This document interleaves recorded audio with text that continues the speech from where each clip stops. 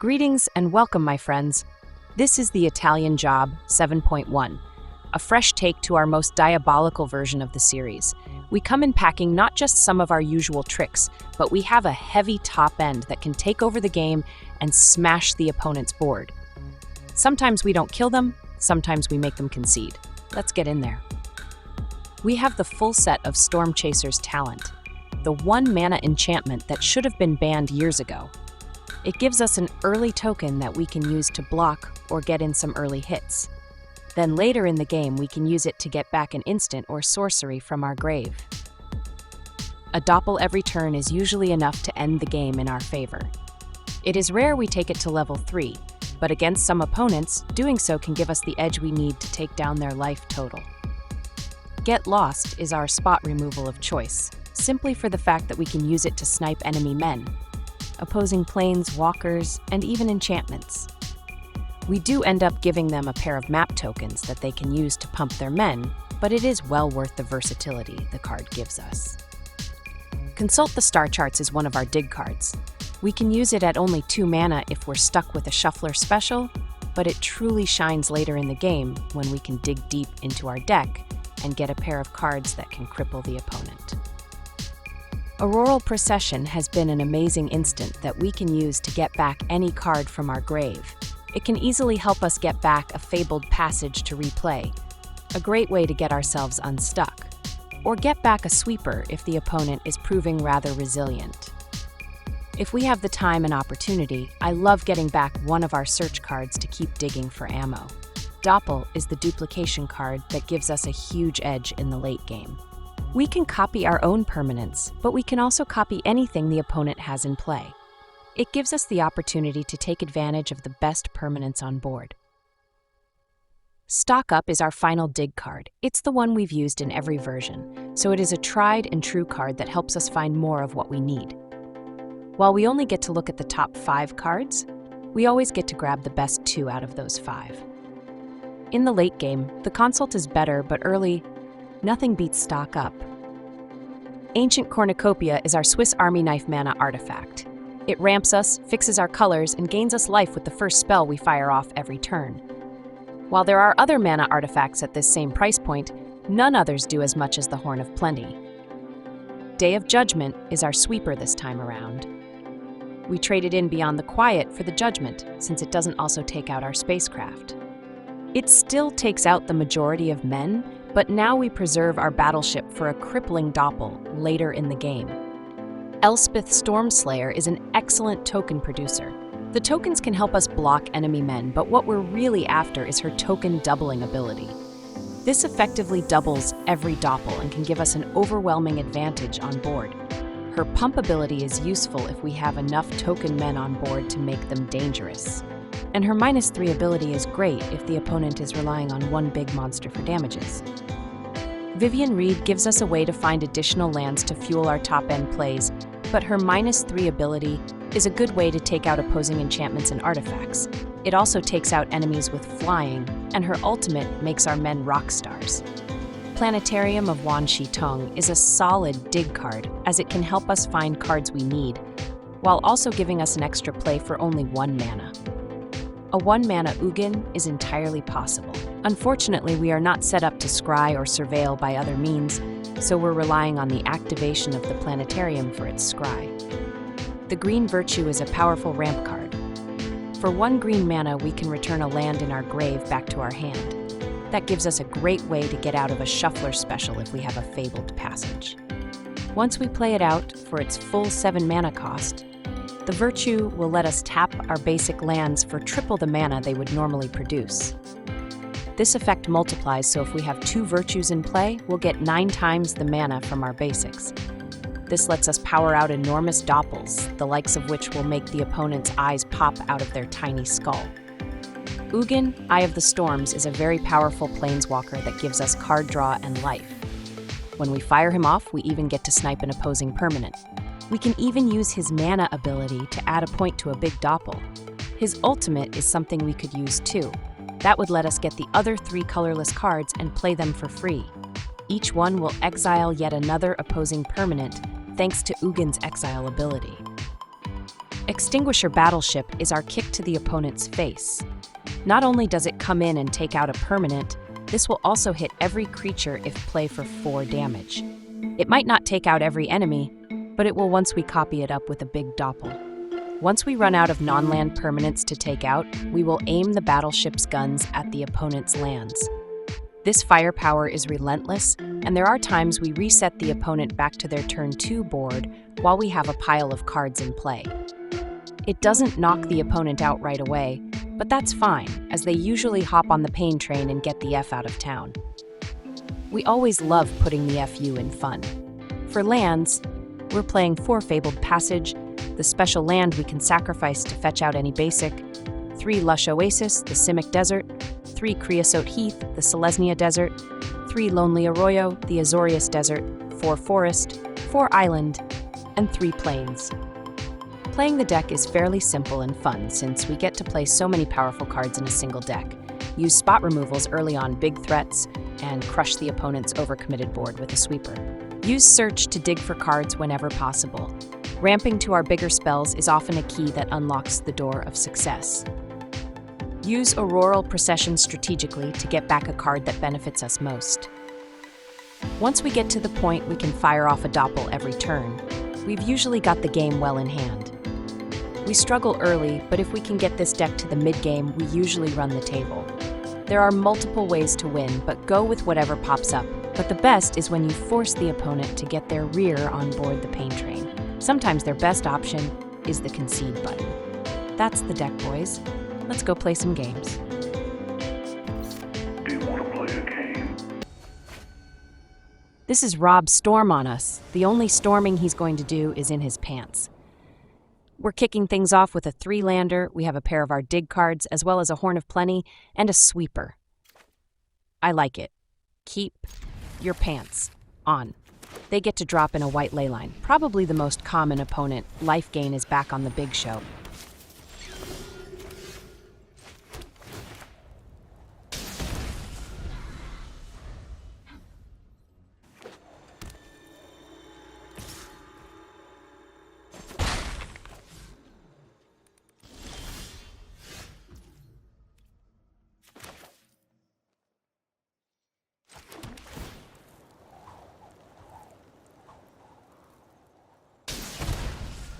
We'll go with our talent this turn. While we could block with it, we're looking to fire back if we can. If they do get something bigger, we will be glad to block.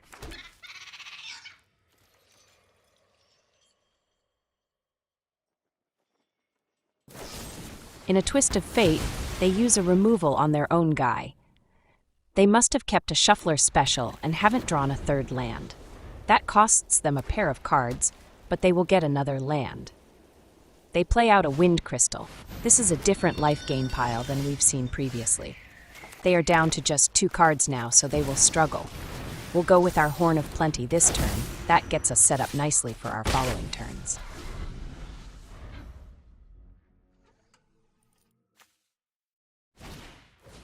They warp in a Halia, which will gain them a bunch of life thanks to their artifact and enchantment. In one fell swoop, they go up to 20 from 16. Then they follow up with an Exemplar. We'll want to deal with their Angel, since that is card draw as well as a giant body that we won't be able to block.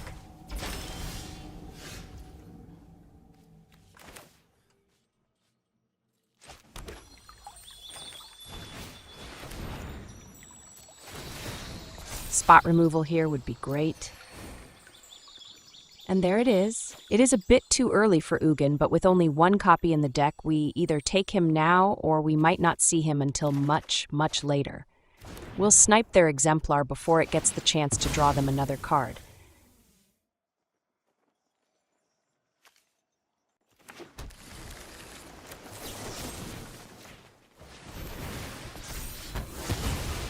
They get some map tokens, but that's preferable over a big feathery turkey.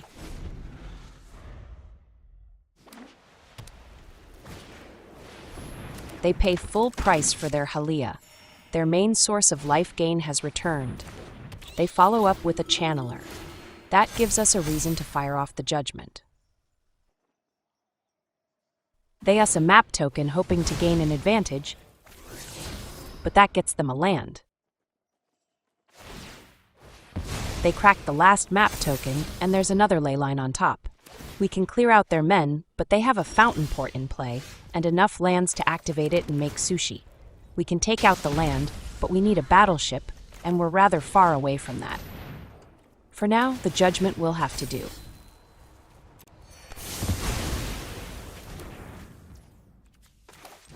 We'll follow up with our talent. Might as well get our token ready to block.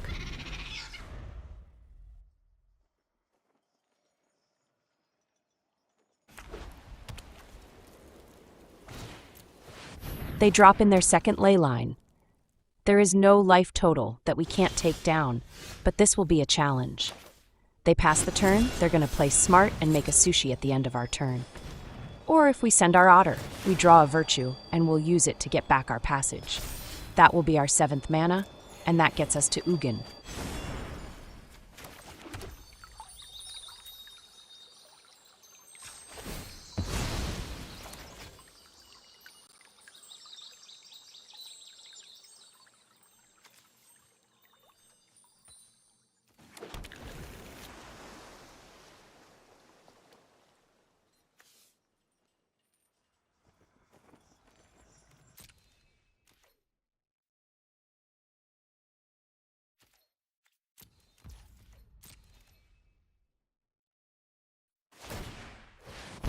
As predicted, they make a sushi, and thanks to their ley lines, it is a beefy 5/5. Taking a bite out of that sushi would be painful. They're going with a voice of victory. Let's fire off our consult before their voice lands and stops us from firing off any cards.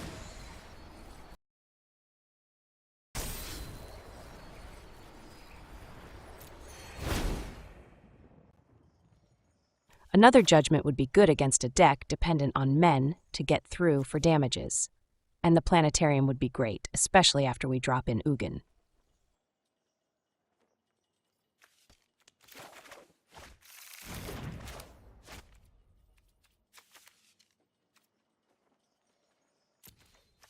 While we're here, we might as well use the procession to get the judgment. They'll know about it, but we'll make them think we only have the one we've used.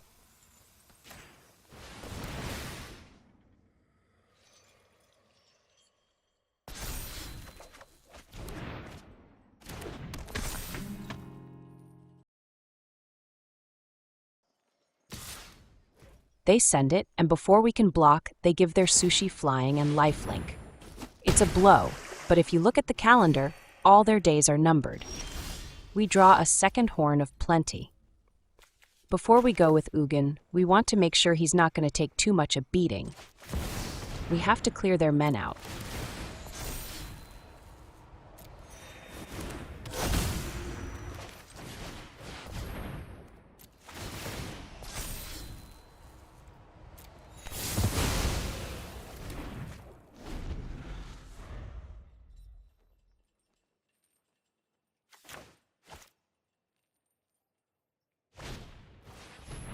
They throw down a hawk and leave the rest of their mana up.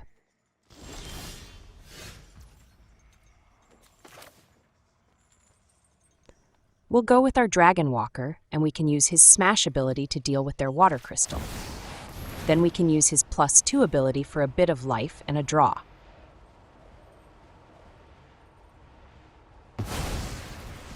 Power belongs to the patient. I will mend this broken world. We get another virtue, and we'll use it to get our passage back from the grave. It's never wrong to continue to build up mana with this deck. The more lands we have, the bigger the damages will be.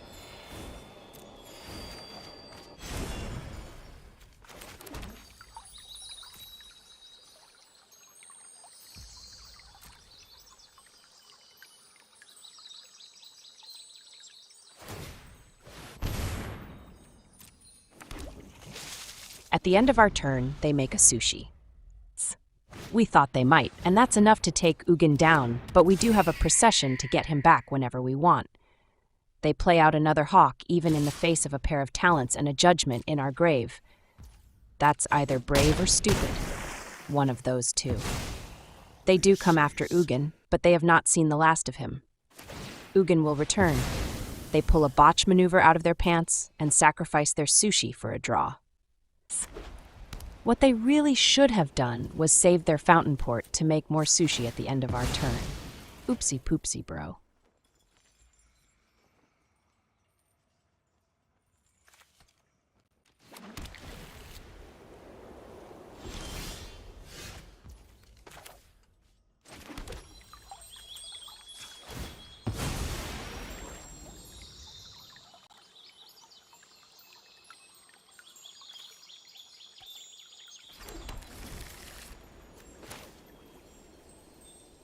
We'll go with the Might Planetarium this turn. We need to start using it to gain every bit of advantage that we can. Finding a battleship would be huge. Then we can clear out their hawks and we'll have a turn before they can send any men at us.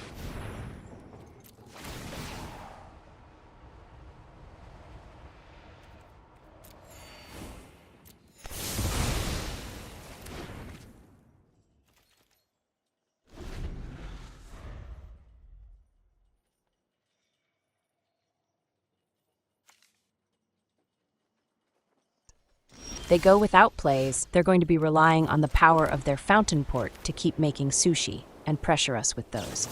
We'll fire off our procession and get our Ugin back. When we play him out, we can smash one of their ley lines. It smells like defeat. The opponent's defeat.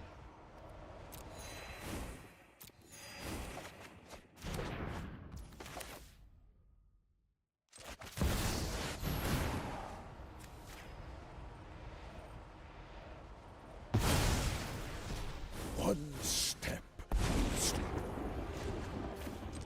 Our goals align, so you have my aid. They hit Ugin with an erode. That's fine. The damage has been done, and he's even replaced himself with a card.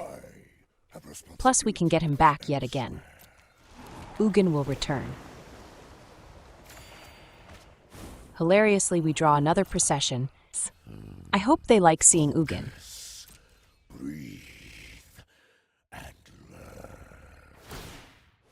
They make a sushi, but now it's only a 3/3. That drop in power does make a huge difference.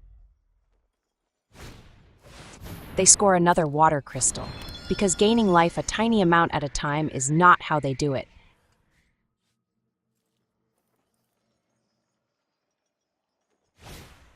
They go for a Sheltered by Ghosts. Before it lands, let's use our planetarium and see what we've got coming up. That's a pair of lands. We'll ship both of them on down, and now it's up to the shuffler. And we get a Get Lost. That's perfect. We can snipe their sushi, and their aura will be as useful as the poop in their pants. Nice one, bro. Very nice.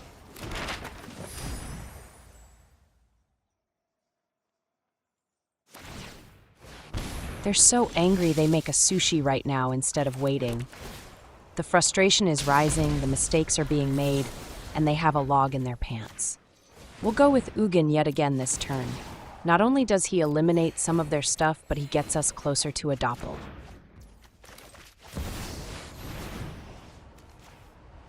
This time we'll take out their ley line. With it gone, their sushi are edible.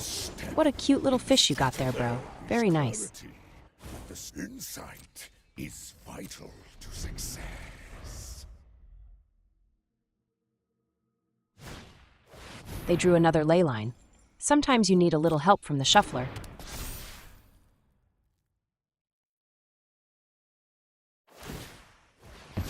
They crack a map token to use on their sushi, but we'll hit it with our removal.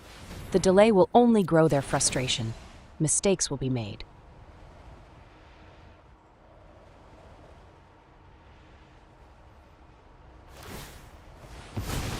And behold, the power of cheese.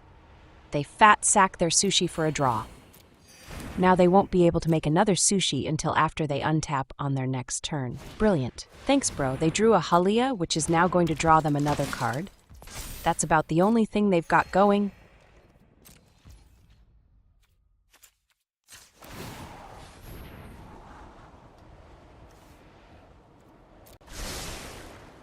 We scry away a pair of lands but still end up with a land on top.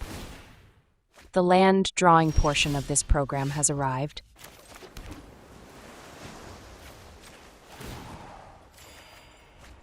Ugin draws us a stock up. Let's get rolling.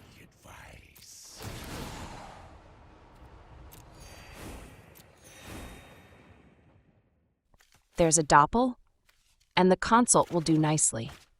The consult will dig us 12 cards deep. Let's fire it off.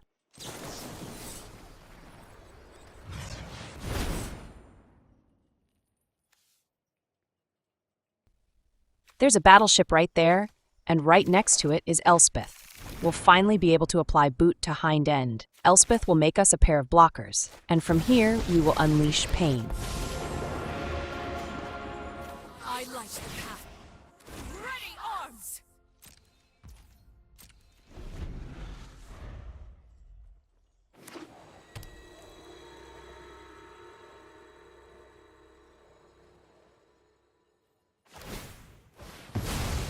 They fat sack their last map token for a draw. Desperation is making them sweat. They go with an authority. It's going to give them life and make our blocking a bit more complicated.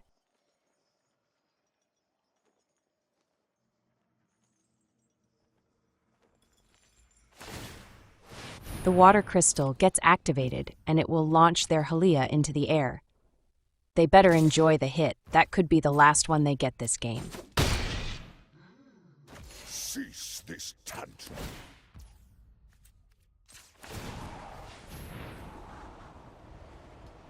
We'll take the stock up here. We've still got another battleship to find.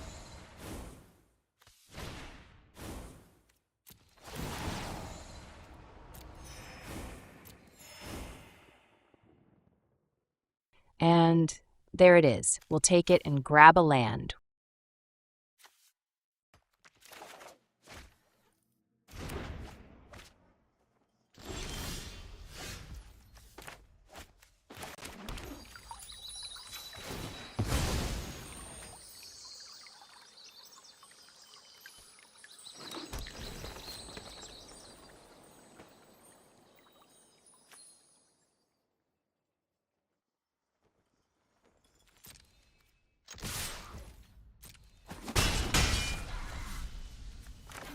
We'll drop in our battleship. The will-breaking portion of this program has arrived. Fees will be hurt, damaged, and stomped on. I grant you a boon.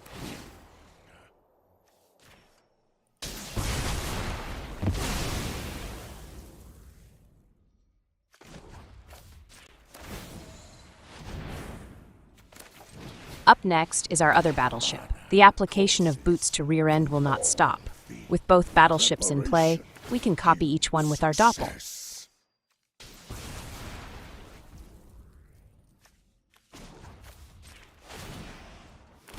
Ranks grow.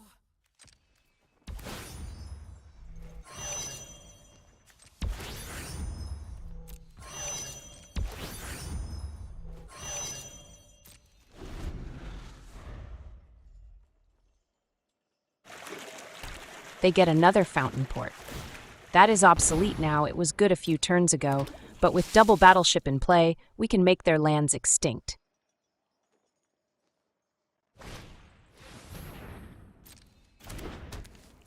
They play out a Sheltered by Ghosts and use it to take our Elspeth.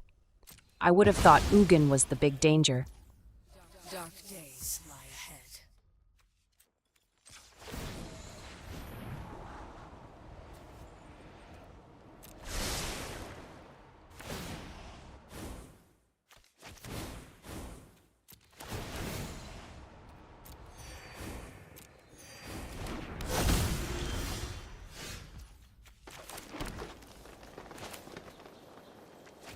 Wait. When doing one of these raw without a virtue helping us out, I have to count our manas.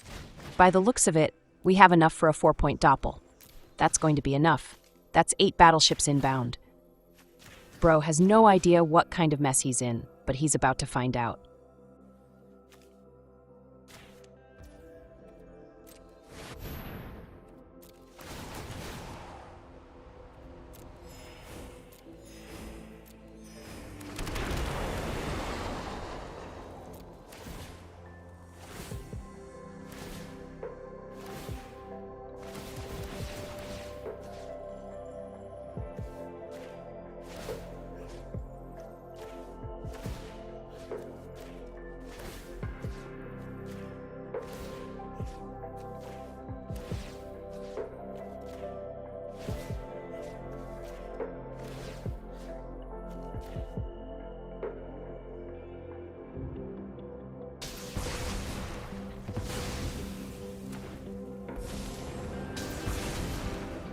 There's a bright future.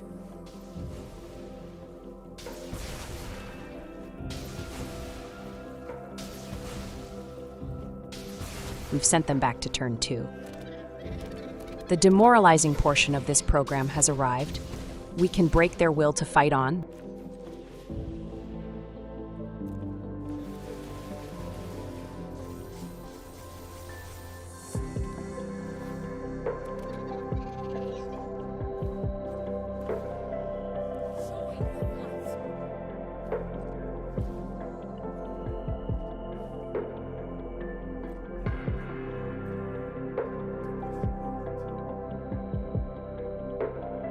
They give us the GGs, their will has broken, extra battleship cheese.